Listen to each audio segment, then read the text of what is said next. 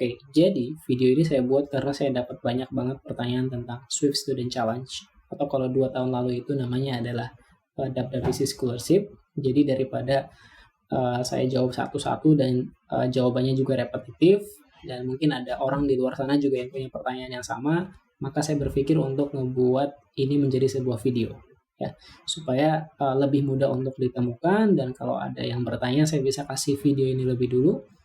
Jadi pertanyaan-pertanyaan yang general bisa saya jawab lebih cepat dan lebih efisien gitu ya. Nah, makanya video ini bakal raw banget karena saya nggak sempat untuk prepare script ataupun untuk editing yang bagaimana-bagaimana. Tujuan saya lebih ke pengen ngasih tahu ke kalian yang nonton video ini tentang event ini, dan mungkin nanti di akhir saya bisa ngasih sedikit bisa sedikit cerita tentang pengalaman saya menjadi salah satu pemenang 2 tahun lalu, yang dengan itu ngebawa saya untuk terbang ke San Jose, California untuk ikut eventnya secara langsung. Nah, sebelum kita bahas tentang challenge ini, kita tuh harus tahu dulu tentang kenapa sih event tersebut atau challenge ini ada. Jadi gini teman-teman, tiap tahun Apple itu ngadain sebuah conference untuk para developer di seluruh dunia, spesifiknya berarti Apple developer ya, yang dimana di sana tuh bakal ada sesi announcement teknologi-teknologi terbaru yang dirilis oleh Apple.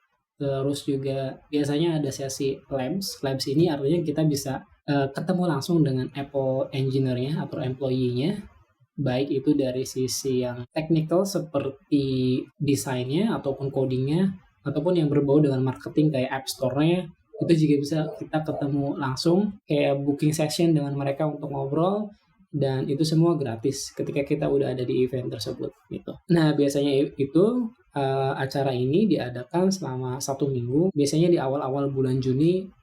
Jadi memang acaranya selama seminggu dia bakal berjalan terus-menerus gitu ya. Bukan cuma itu, kalian juga bisa dapat kesempatan untuk ngelihat secara langsung platform, tools, ataupun teknologi terbaru yang dirilis oleh Apple. Karena kita ada di TKP gitu.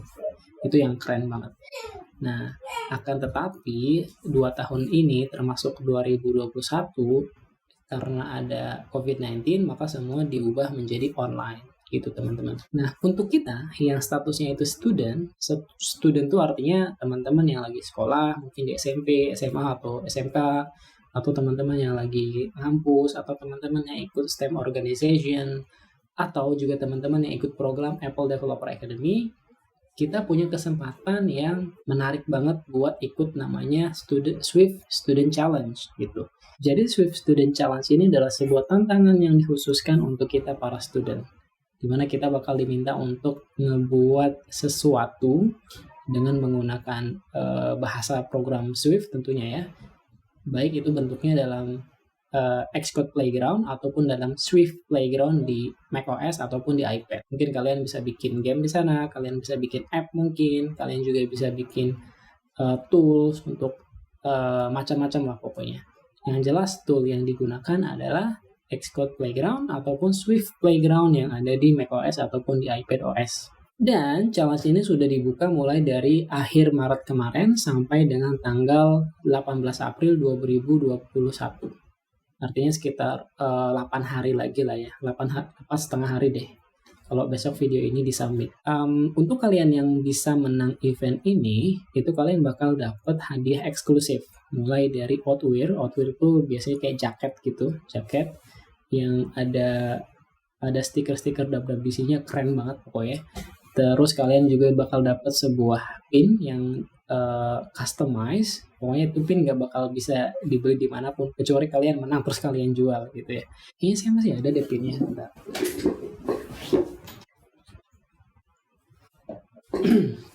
Saya lupa taruh di mana. Mungkin nanti abis video ini selesai di record saya bakal kasih lihat. Jadi bakal ada pin yang menarik banget, yang eksklusif, cuma bisa dimenangkan oleh kalian. Dan juga kalian bakal dapat gratis membership Apple Developer Program selama 1 tahun. Yang itu setara dengan $99.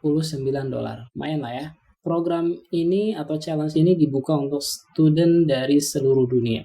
Dan terbatas ya pemenangnya ya. Kalau dulu di tahun saya itu winnersnya cuma sekitar 250 250 orang kalau saya nggak salah. Iya, cuma sekitar 250 orang. Nah, untuk kalian yang mau ikut, kalian itu harus memenuhi persyaratan-persyaratan ini. Pertama, kalian bakal diminta untuk ngebuat Swift Playground, dan nanti ada beberapa form yang perlu kalian isi, terus ada beberapa dokumen, dan kalian submit itu semua gitu. Nah, ini ada beberapa syarat-syaratnya nih. Pertama, kalian harus di atas 13 tahun, tapi sebenarnya tahun lalu ada sih yang umurnya tahun lalu tuh maksudnya di 2 tahun lalu tuh ada sih yang umurnya masih 10 tahun, tapi dia bisa ikut dan dia bisa menang. Mungkin karena pertama submission-nya bagus gitu ya, dan kedua dapat izin dari orang tuanya. Kenapa sih harus di atas 13 tahun? Karena kalian perlu terdaftar di Apple Developer Account, dan cuma yang sudah cukup umur aja yang bisa punya Apple Developer Account gitu. Ini nih yang tadi saya bilang gitu, kalau kalian di bawah umur, kalian tuh nggak bisa dapat account Apple Developer-nya gitu, baik yang gratis ataupun yang berbayar. Dan ini dia yang tadi saya bilang, kenapa kalian harus statusnya student, karena kalian diminta untuk mencantumkan sebuah enrollment letter yang intinya membuktikan kalau kalian itu memang sedang melakukan studi di tempat tersebut. Ya, nggak mesti sekolah, bisa juga STEM organization. STEM tuh yang science, teknologi, terus apa ya, E dan M itu. Atau kalian lagi belajar di program Apple Developer Academy, baik yang ada di Indonesia, Brazil, Italia, ataupun di negara lainnya. Iya, ataupun untuk kalian yang baru banget lulus dan lagi nunggu kurang dari 6 bulan lalu untuk diterima di perguruan yang lebih tinggi. Itu ya teman-teman. Nah, teman-teman diminta untuk membuat sebuah Swift Playground. Jadi pastikan itu bisa interaktif. Interaktif itu artinya kita bisa berinteraksi dengan apa yang kalian buat, baik itu game kah, tools kah, ataupun aplikasi kah, yang maksimal bisa dimainkan selama 3 menit gitu. Kenapa 3 menit? Karena submission yang masuk tuh kan banyak banget tuh. Jadi kalau misalkan ternyata apa yang kalian buat itu harus dimainkan selama 10 menit, tuh mereka nggak bakal sempat, karena mereka harus nge-review satu-satu, submission itu banyak banget. Teman-teman diminta untuk kreatif. Kalau kalian butuh inspirasi, kalian bisa pakai template yang udah disediakan di Swift Playground atau di Xcode Playground. Jadi bisa dimodifikasi ya, jangan langsung dikirim gitu loh ya. Requirement-nya, submission-nya harus dalam bentuk Swift Playground dan harus dibuat secara individual, tidak boleh grup, nggak boleh kerjasama gitu ya. Tapi kalau kalian mau minta tolong untuk misalkan kayak ada masalah atau ada error, itu sih boleh-boleh aja. Jadi maksudnya individual nih bukan kerja bareng ya gitu, tapi kerja kalian sendiri. Nah, Xcode project ini nggak boleh, dia nggak diterima gitu. Untuk kalian yang bingung apa sih bedanya Xcode project dan Xcode Playground, definisi sederhananya adalah Xcode Playground adalah versi terbatas dari Xcode project gitu. Karena di Xcode project kita punya interface untuk memudahkan kita membangun sebuah user interface gitu ya. Jadi kita bisa drag and drop. Tapi kalau di Playground itu programmatically semua gitu. Saran saya kalian cari tahu di YouTube gitu ya, Playground itu apa, lalu Xcode project itu apa. Oke. Nah, kalau kalian mau includein third party library ataupun aset kayak audio ataupun gambar, itu juga boleh. Tapi kalian harus pastikan itu legal untuk digunakan atau benar-benar gratis atau open source, dan jangan lupa taruh kreditnya. Maksudnya sumbernya dari mana. Itu jangan lupa dikasih tahu pas kalian nanti submit. Nah, Swift Playground-nya harus bisa dijalankan di Swift Playground versi 3.4.1, 34.1 gitu ya, di iPadOS versi 14.4.2, ataupun di Swift Playground 3.4.1 di macOS 11.2.3, atau di Xcode versi 12 gitu ya. Ini dicek aja nih versinya, pastiin ini bisa dijalanin ya, karena mungkin OS kalian belum di-upgrade, itu bahaya. Nanti jangan sampai udah capek-capek buat ternyata nggak bisa dipakai. Oke, semua konten harus dalam bahasa Inggris, dan submission kalian Playground-nya nggak boleh lebih dari 25 MB. Nah, ini yang agak tricky nih. Jadi dulu tuh saya pernah punya ide untuk ngebuat uh, sebuah game dengan machine learning gitu ya. Cuman model machine learning saya tuh nyampe 60 MB sendiri. Nah, akhirnya saya nggak jadi dan saya cari idea yang lebih sederhana. Semua submission bakal dinilai secara offline, maka itu pastikan kalian nggak ada request ke API karena itu nggak bakal jalan. Itu pastikan semua bisa jalan secara offline. Oke? Kalau kalian ada audio ataupun ada gambar, pastikan itu sudah terinclude di file zip secara lokal. Ya, teman-teman. Dan kalau kalian butuh, ya itu adalah detail tentang Swift Playground yang perlu kalian buat. Dan kalau kalian masih punya ada pertanyaan, bisa kunjungin forum ini. Ya. Jadi Apple udah nyediain forum sendiri yang bisa jadi tempat untuk kalian bertanya-tanya. Oke, terus berikutnya, ketika kalian ngisi submission itu pertama kalian bakal diminta untuk menceritakan tentang diri kalian, mungkin background teman-teman, terus kalau kalian punya CV juga lebih bagus untuk diupload. Kenapa lebih bagus? Karena siapa tahu CV kalian dilirik sama orang Apple gitu ya, di calling gitu mungkin buat diajak kerja di tempat mereka mungkin, who knows bro. Nah,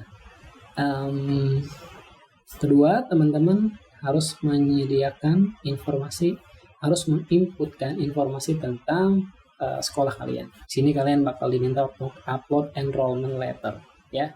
Nah, ini dibaca aja nih. Kalau mau request enrollment letter, pastikan ada informasi yang diminta, kayak kontak informasi tentang educational supervisor mungkin atau kepala sekolah, gitu ya. Nah, dokumennya bisa dalam semua bahasa, oke? Tapi saran saya bahasa Inggris aja sih biar mereka lebih mudah untuk ngeliatnya. Oke, ketiga upload dan describe tentang Swift Playground yang kita buat. Jadi kalian harus ceritain deh tuh kenapa sih kalian bikin ini, lalu ini tentang apa, cara bermainnya seperti apa gitu. Ya.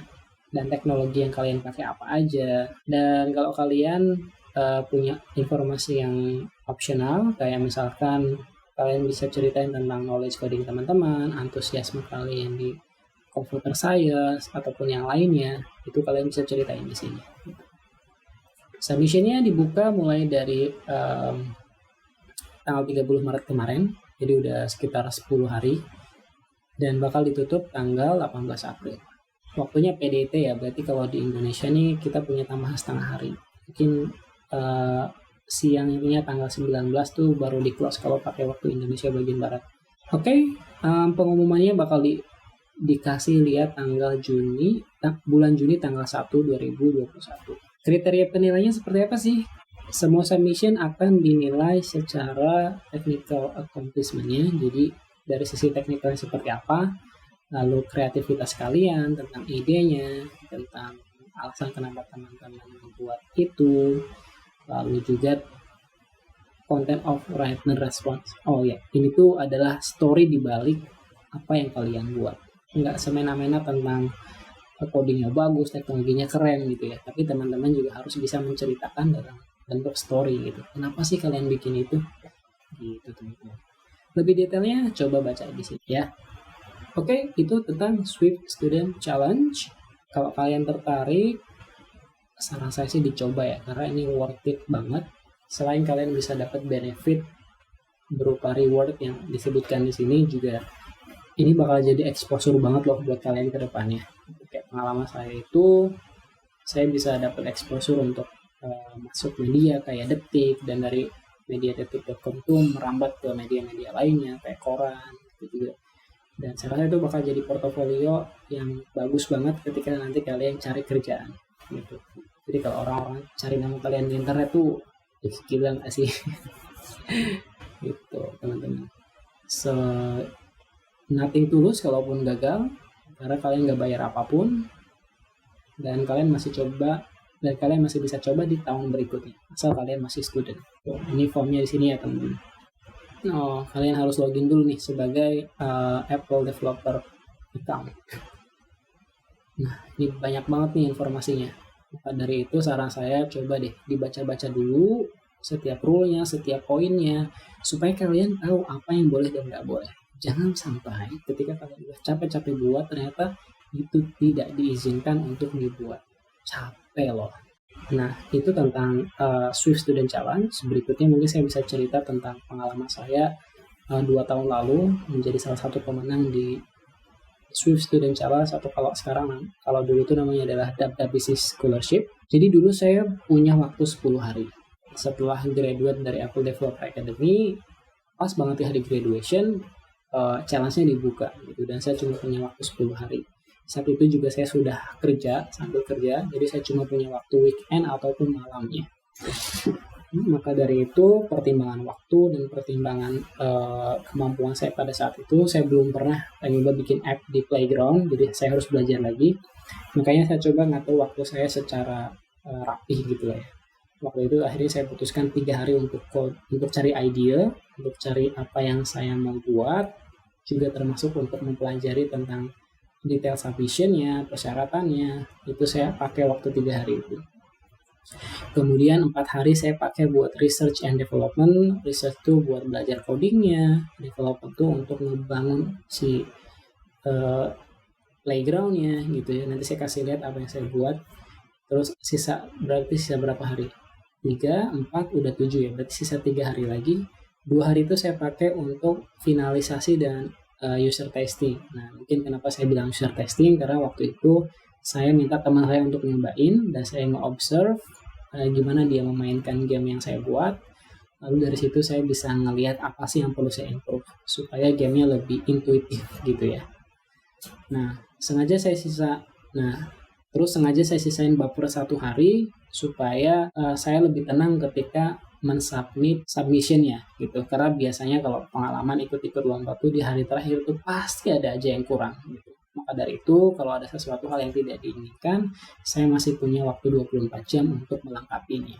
Nah, pada saat dulu saya cari-cari ide, saya nggak nemuin sebuah GitHub komunitas yang dimana anak-anak yang submit scholarship ini, mereka ngupload kodenya di GitHub gitu. Jadi ini juga bagus banget nih referensi buat teman-teman yang cari ide. Mungkin kalian bisa nge-observe juga trennya, kira-kira teknologi apa aja sih yang diterima, konsepnya seperti apa gitu ya. Itu kalian bisa cek di sini nih. Nah, ini yang tahun 2020 gitu. Jadi kalian ngeliat juga statusnya nih, oh ini accepted, ini tidak accepted gitu. Coba kita lihat ya. Misalkan ini ada yang bikin sprite kit, nggak tahu dia bikin apa. Oh, dia buat sebuah game ya, playground di iPad kayaknya. Oh, dia bikin sebuah simulasi smart traffic. Yang menarik. Nah gitu. Terus coba kita lihat yang lainnya. Kayak ini kali ini yang diterima.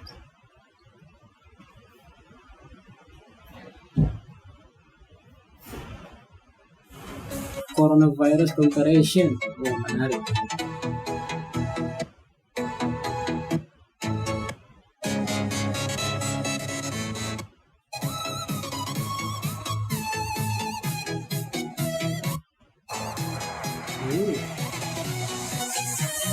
Ini kayak RNA gitu ya.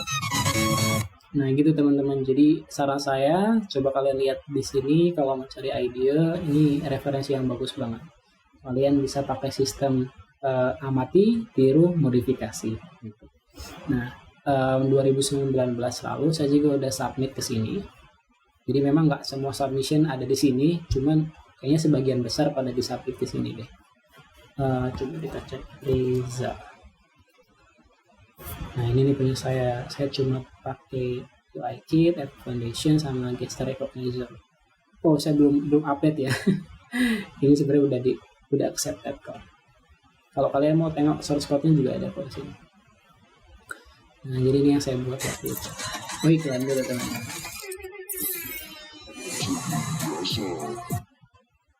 Nah jadi saya bikin sebuah game namanya Sandcastle yang di sini menuntut kreativitas si pemainnya untuk membangun kastil-kastil dengan waktu yang terbatas. Gitu. Kalau kalian bingung mau bikin kastil-kastil yang seperti apa, di pojok kanan bawah itu saya sediakan referensi gambarnya. Tapi bukan berarti kalian harus membuat yang seperti itu. Gitu. Jadi tujuan dari gamenya lebih ke triggering your creativity to build the castle by your own imagination. Kayaknya gitu deh. Nah, ini itu ceritanya. Kalian bisa tengok sini. Dan ini saya buat sebanyak 3 level karena yang penting bisa dimainkan dalam waktu 3 menit gitu. Dan kalau boleh jujur, idenya saya dapat dari mana? Pada saat itu akhirnya di hari ketiga ceritanya sih udah bingung mau bikin apa.